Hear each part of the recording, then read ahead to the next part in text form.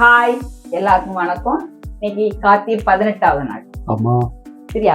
இன்னைக்கு இந்த 18வது நாள்ல நம்ம என்ன பாருங்க, எப்படி 60s 70s 80s உள்ள பேன் கேக். அம்மா அன்னைக்கு சக்கரை தோசைன்னு சொன்னா, இன்னைக்கு இதுதான் பேன் கேக் கேப்பா. அதாவது பழம் ஒண்ணுமே ஆட் பண்ணாம எப்படி நம்ம இவ்வளவு சூப்பரா ஒரு பேன் கேக் ரெடி பண்ணலாம். அது மாதிரி தோசை பாருங்க, அவ்வளவு ஒரு சாஃப்டான தோசை. எதுக்குன்னா இந்த கோதம்பு தோசை எல்லாம் சுட்டு வச்சு கிட்டத்தட்ட ஒரு 4 மணிக்கு கிட்ட ஆச்சு. ஆனாலும் அதுக்குள்ள ஒரு சாஃப்ட்னஸ் போகல. இப்ப இதுக்குள்ள மாவு எப்படி ரெடி பண்ணுங்கிற வீடியோ போடல. அதெல்லாம் நான் 2 நாளையில எப்படியும் போடுவேன். எப்படி நான் இந்த கோதம்பு மாவு கூரை மாவுலாம் தோசை மாவா நான் ரெடி பண்ணுவேன் அப்படிங்கிற வீடியோ நான் உங்களுக்கு ஆட் பண்ணுவேன். ஆனா இன்னைக்கு அது இல்ல. என்ன இருக்கு அதுக்கு மாவு பாருங்க, கொஞ்சமா தான் இருக்கு. ஓகே, அதுக்கு இது பேன் கேக் எப்படி ரெடி பண்ணணும். இந்த மாவு ரெண்டுமே நான் அரைச்சு வச்சுட்டு உப்பு சேர்க்கல. ஏன்னா பேன் கேக் நம்ம சர்க்கரை தோசை சுடும்போது உப்பு சேர்க்க கூடாது. உப்பு கச்சி கிடக்கும். சர்க்கரையை நம்ம விட மாட்டோம், கற்படி போட்டு நாங்க சுடுவோம். அது எனக்கு தெரியும். அதனால நான் இதுக்கு உப்பு போடல. இதுக்கு மட்டும் லைட்டா இதுக்கு தேவையான அளவு உப்பு போட்டு மிக்ஸ் பண்ணிடுவோம். சரியா?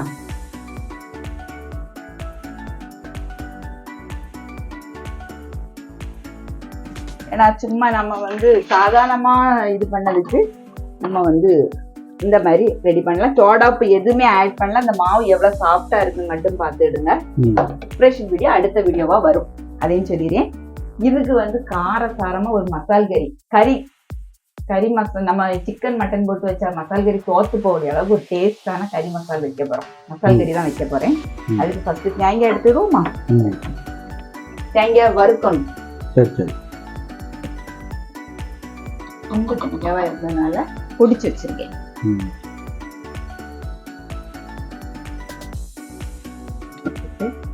பரவாயில்ல, எடுத்துப்போம். இதுக்கு 3/4 பங்காக நம்ம மசாலா ஐட்டங்கள் எடுக்கணும். கொத்தமல்லி பொடி, வத்தல் பொடி, மஞ்சள் பொடி, கறி மசால், இஞ்சி பூண்டு எல்லாமே போட்டு நம்ம வறுக்கணும். சரியா? வறுக்கிறதுக்கு ஃபர்ஸ்ட் நான் தேங்காய் போட்டாச்சு. சரி, இது கூட நான் பட்டை, ஏலக்காய், ரொம்ப ப்ரௌன் கலர்ல கருக வறுத்தாலும் ஒண்ணு இல்லை. ஆனா அப்படி வறுக்கணும் கட்டாயமும் இல்லை. சரியா?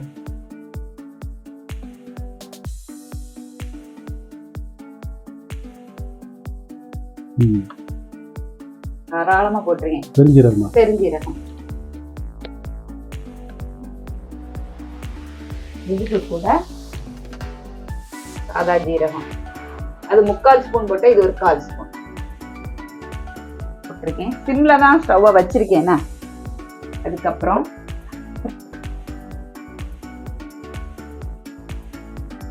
மூணு கிராம்பு, பட்டை, கொஞ்சம் பெருஞ்சீரகம் போட்ட அளவுக்கு நம்ம பட்டை என்ன செய்யணும், காரியமா போடணும்.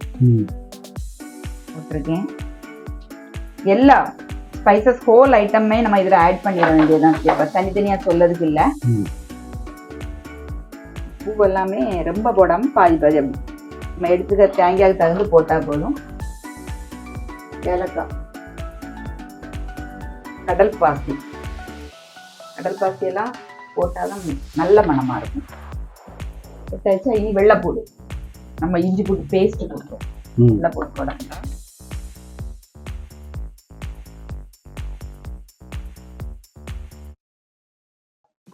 இது கொஞ்சம் வறுத்து வரும்போது நம்ம கொத்தமல்லி பொடி, மிளகு பொடி, மஞ்சள் பொடி போடணும்.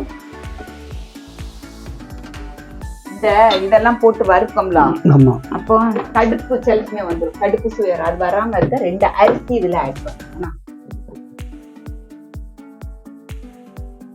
கொத்தமல்லி பொடி, பொடி, மஞ்சள் பொடி லாஸ்ட் கொஞ்சம் கூட வறுத்ததுக்கு அப்புறம் போடணும்.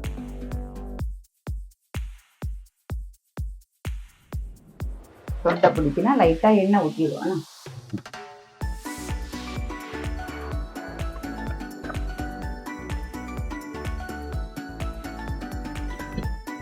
ஒரு 1/2 ஸ்பூன் போல போட்டா போதும்.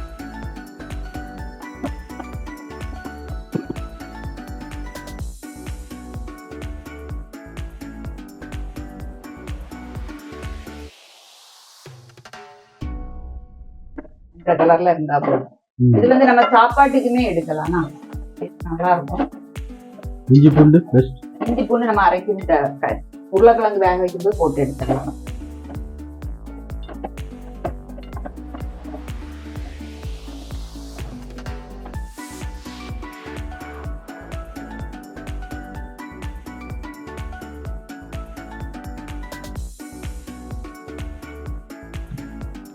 சின்ன உள்ளி தான் போடணும்.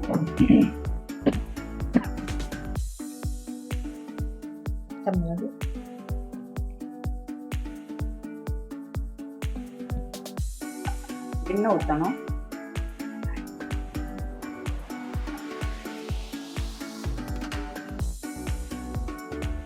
லாஸ்ட் தாளிச்சு ஊற்றலாம்.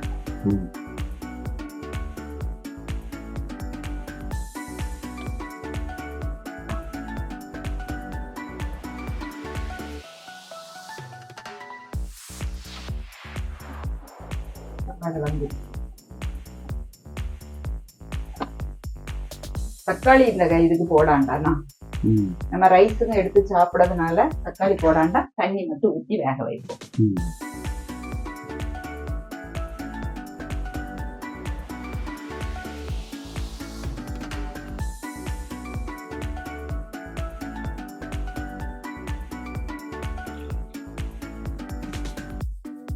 இது கூட போட்டு வேக வைக்க லாஸ்ட் எடுத்துருவேன் நான். இல்லைன்னா கறியில அது ஒரு மாதிரி மிதந்துட்டு கிடக்குமா. லைட்டா கொதி வந்ததுக்கு அப்புறம் நம்ம இஞ்சி பூண்டு பேஸ்ட் சேர்க்கலாம். முடிச்சோமா.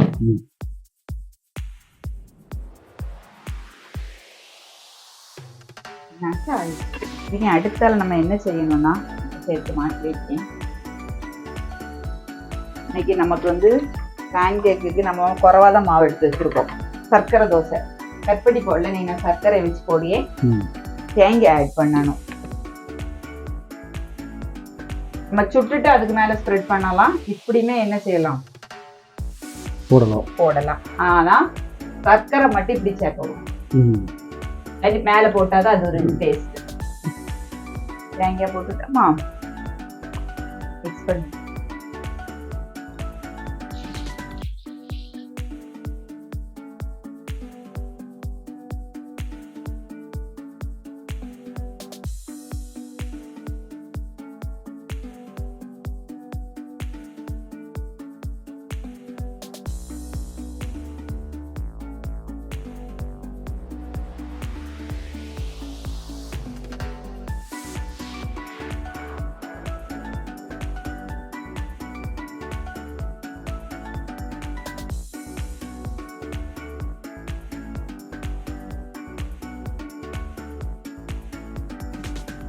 தண்ணி எதுவுமே சேர்க்கலனா, தேங்காய் மட்டும் நம்ம மிக்ஸ் பண்ணி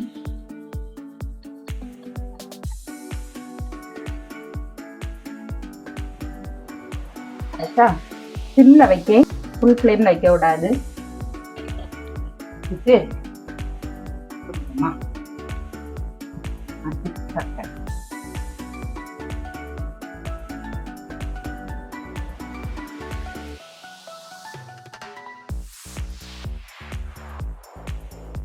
நாங்களாம் கோதுமை மாவை நல்லா பெருசா விரிச்சு அதுக்கு நம்ம அப்படி சுடுவோம்.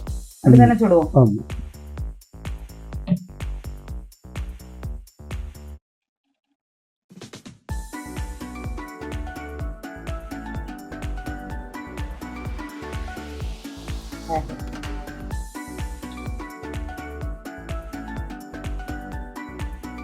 அதெல்லாம் சிம்ல வச்சு நம்ம என்ன செய்யணும், வேக வைக்கணும்.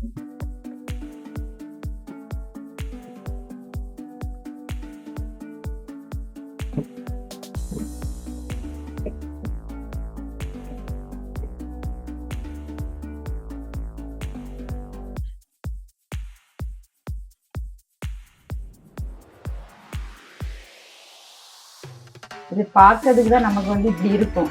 ஆனா கொஞ்சம் கொஞ்சம் ஆறிட்டுன்னு வைங்களாம், சூப்பரா நல்லா கோட்டாயி நீட்டா எல்லா இடமே ஸ்ப்ரெட் பண்ணி விட்டுறணும்.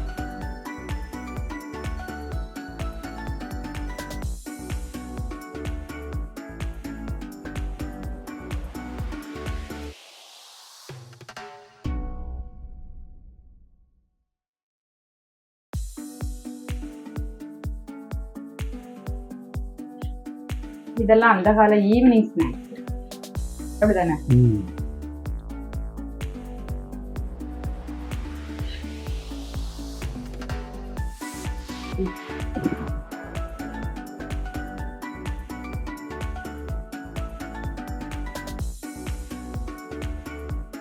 நம்ம தோசை சுற்றுவோமா இனிமேல்? ஆமா, கறி ரெடியானாலும் தோசை சுற்றுவோம். பேக்கெட்டு இதை அரைச்சிருவோம். ஃபர்ஸ்ட் அரைச்சி வைப்போம்.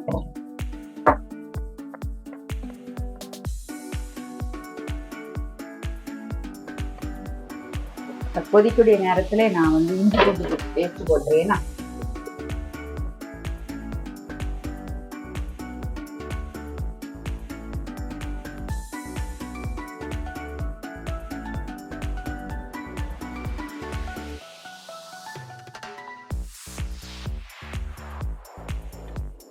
உருளைக்கிழங்கு எல்லாம் வெந்துட்டு சரியா? இதை நான் எடுத்துறேன்னா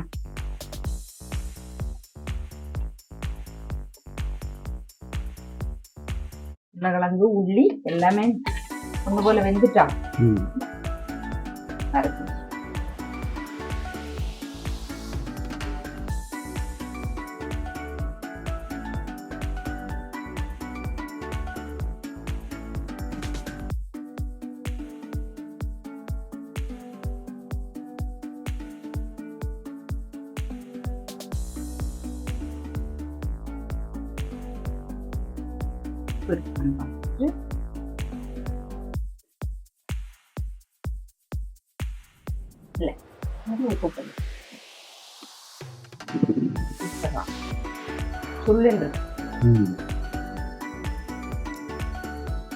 மீடியத்துல வச்சு ஒரு 5 நிமிஷம் கொதிக்கட்டு.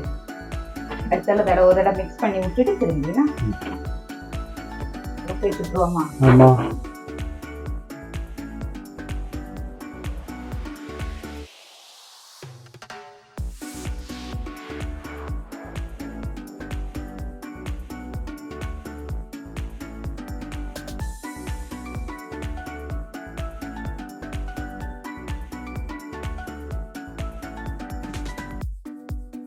அந்த மாவு எப்படி பொங்கி எடுத்து வருதுன்னு பாருங்க.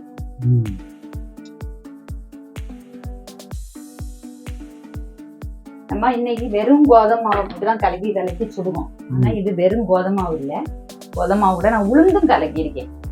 எவ்வளவு கோதுமை மாவுக்கு எவ்வளவு உளுந்து மிக்ஸ் பண்ணணும் இந்த ரேஷியோலாம் அடியெல்லாம் ஏன்னா இந்த மாதிரி தான் நான் வந்து கோதுமை மாவு, ராகி மாவு, ரவைக்கு வேற ரவா இட்லி அடிக்கணும்னா கூட இப்படிதான் ரெடி பண்ணுவோம். நம்ம அடுத்த வீடியோல பார்ப்போம்னா.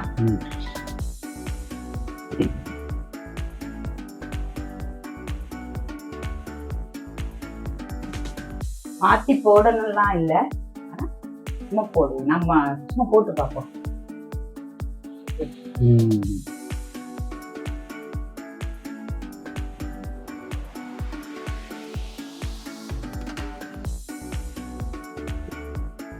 சரி, இந்த ஒரே இதுல வேலை பார்த்தது.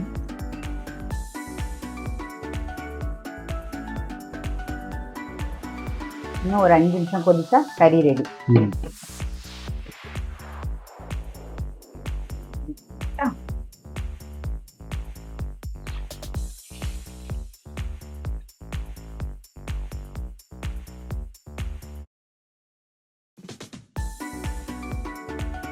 எடுப்போம்.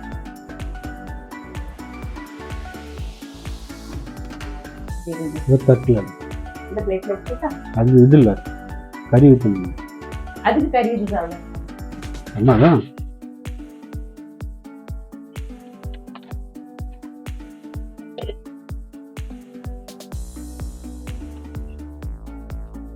சூப்பரா கறி ரெடி ஆயிடுச்சு.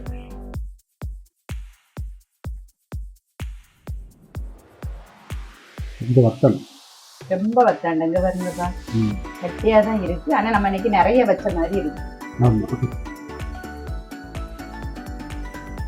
ரொம்ப வத்திச்சுன்னா ஒரு மாதிரி இருக்கும். ஒரு 2 நிமிஷத்துல இங்க ஆஃப் பண்ணிடுவோம்னா. தோசை தான் பூரி உப்புனாலும் உப்பி வருது. இல்ல, அதாவது நான் என்ன சொல்லனா, நம்ம இந்த மாதிரி ரெடி பண்ணோம்னா ஈவினிங்னால நம்ம எங்க கொண்டு போறதுக்குமே இது செட் ஆகும் சொல்லி அவ்வளவு சாஃப்டா பாருங்க, ஒரு கர்ச்சீஃப் மாதிரி இருக்கு. இப்படி எடுத்தோன்னே என்ன இருக்கா, இப்படி நான் நல்லா கர்ச்சீஃப் மேல நம்ம இப்படி சுருட்டி மடக்கிக்கிட்டு திரும்பி எடுத்தாலும் அது அதுக்குள்ள பேட்டர்ன்ல இருந்து மாறல. இப்படிதான் எல்லா குரோ தோசையுமே நம்ம இப்படிதான் வரும். ஆஃப் பண்ணிடலாமா?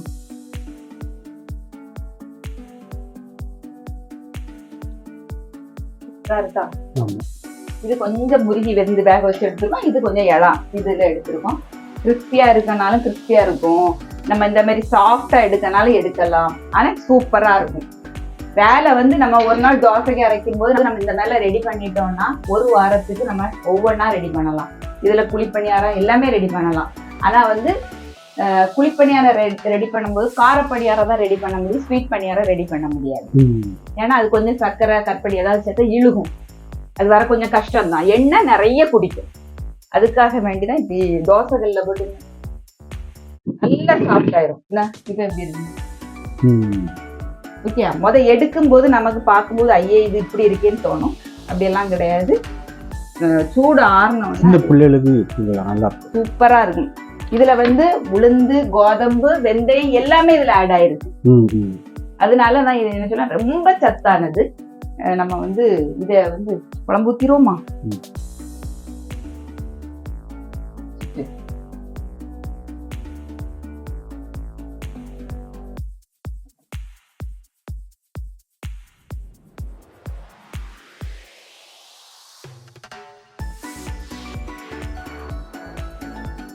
சூப்பரா இருக்கும்.